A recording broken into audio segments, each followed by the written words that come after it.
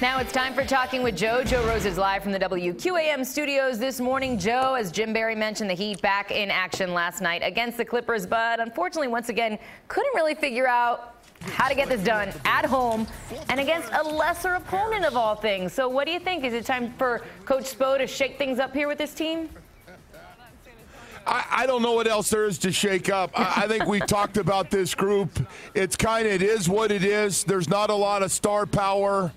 They've got a lot of good average players, and that's where they are. He's rotated, had a little shake-up, took Magruder out of starting lineup last night, but it just limited. It doesn't have guys can really take over games.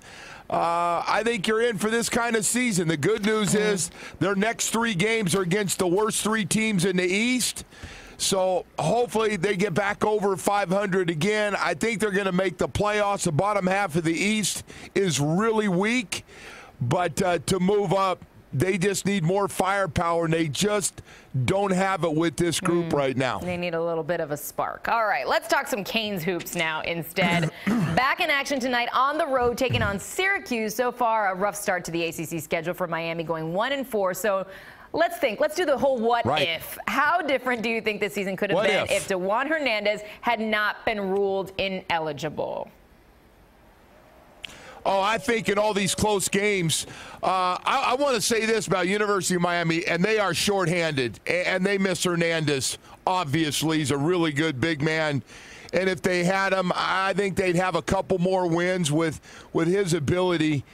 But they are so shorthanded. It's amazing.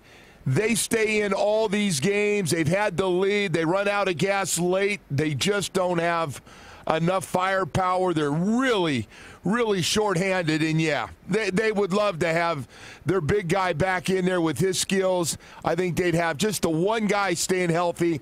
I think would make a big difference. They can't play any harder. They can't play any better. Yeah.